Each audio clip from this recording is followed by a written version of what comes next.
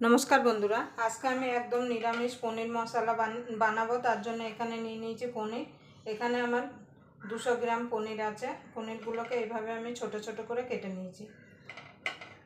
आपनारा एइ पनीर मसालाटा जे कोनो निरामिषेर दिने बानिये निते पारेन।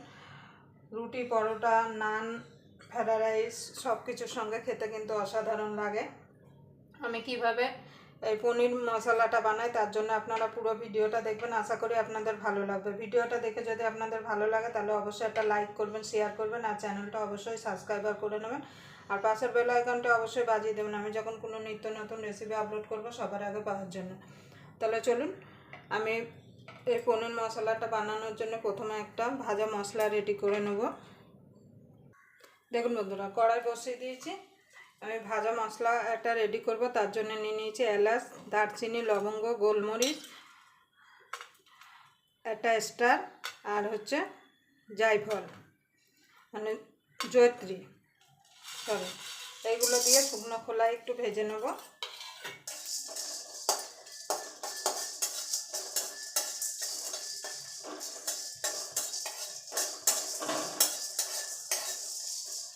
মশলাটা পুড়িয়ে ফেললে কিন্তু হবে না, একটুখানি খালি গরম করে নিলেই হবে। দেখুন বন্ধু মশলাটা ভাজা হয়ে গেছে। এবার আমি একটা প্লেটে ঢেলে নেব।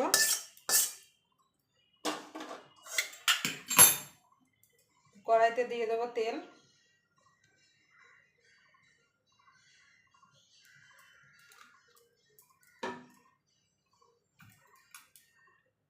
এখানে কটা কাজু ভেজে নেব।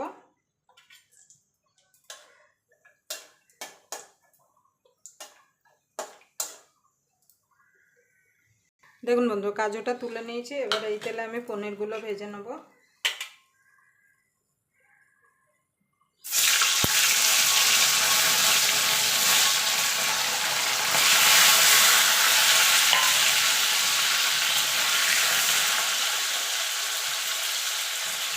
একটু লাল লাল করে পনিরগুলো ভেজে নেব।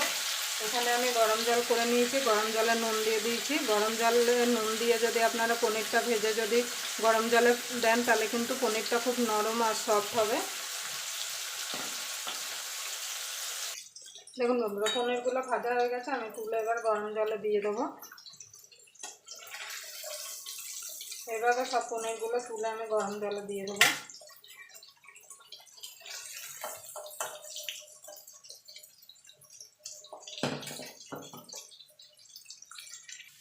দেখুন বন্ধুরা তেলটা একটু মানে কড়াইটা একটু হয়ে গেছিলো। তেলটা আমি অন্য কড়াইতে রান্নাটা করব তার জন্য সাদা তেল দিয়ে দিয়েছি। ফোড়নে দিয়ে দেবো গোটা জিরে আর মৌরি। এবার ফোড়নটা একটুখানি ভাজা ভাজা করে নেব। দিয়ে দেবো আদা আর কাঁচা লঙ্কা বাটা। আমি এখানে বাটা দিচ্ছি, আপনারা কিন্তু আদা কাঁচা লঙ্কা কুচিয়েও দিতে পারেন।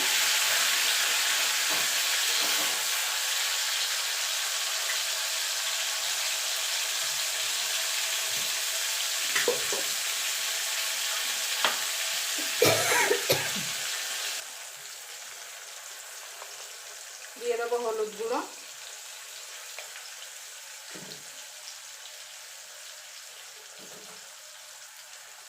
রঙের জন্য দিয়ে দেবো কাশ্মীরি লঙ্কার গুঁড়ো, দিয়ে দেবো জিরের গুঁড়ো অল্প করে।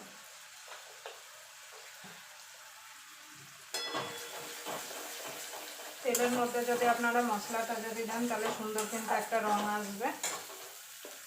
এখানে একটা বড় টমেটো পেস্ট করে রেখেছি সেটা দিয়ে দেবো। দিয়ে এবার ততক্ষণ কষাবো যতক্ষণ মশলা থেকে তেল না ছেড়ে আসছে আর মশলার কাঁচা গন্ধটা না চলে যাচ্ছে। দেখুন বন্ধু মশলাটা প্রায় কষে এসছে। দিয়ে দেবো স্বাদ মতো নুন,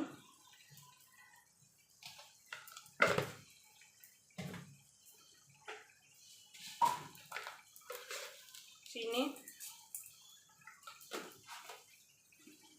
দিয়ে দেবো 2 চামচ মতো টক দই।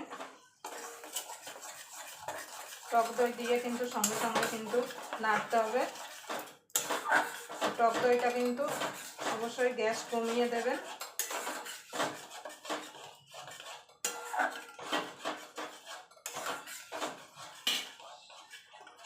মশলা থেকে তেল ছাড়া পর্যন্ত এটাকে একটু কষিয়ে নেব।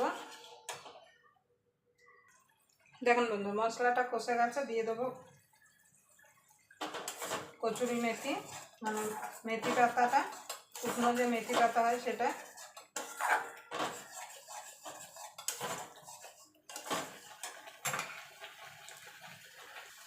এবার দিয়ে দেবো গরম জল, খুব বেশি জল দেবো না, অবশ্যই কিন্তু গরম জল দেবেন।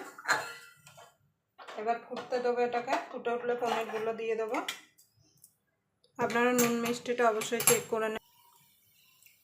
দেখুন বন্ধুরা, যে ভাজা মশলাটা করে রেখেছিলাম তার সঙ্গে কাজুটা ভেজে নিয়েছিলাম, একসঙ্গে পেস্ট করে নিয়েছি, সেটা আমি দিয়ে দেবো। আপনারা চাইলে মশলা কষানোর সময় কিন্তু দিয়ে দিতে পারেন। এবার পনিরটা দিয়ে দেবো।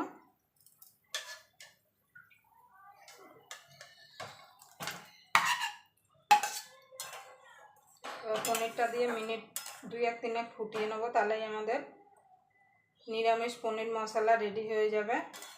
আপনারা এইভাবে যে কোনো নিরামিষের দিনে কিন্তু বানিয়ে নিতে পারেন, সব কিছুর সঙ্গে কিন্তু খেতে কিন্তু অসাধারণ লাগে।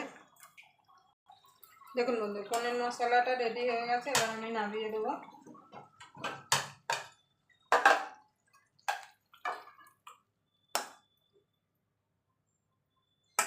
দেখতে দেখুন কত সুন্দর লাগছে, আর কালারটা দেখুন কত সুন্দর এসছে। আবার আপনাদের সঙ্গে কোনো নতুন রেসিপি নিয়ে দেখা হবে, ততক্ষণ পর্যন্ত আপনারা ভালো থাকবেন, সুস্থ থাকবেন।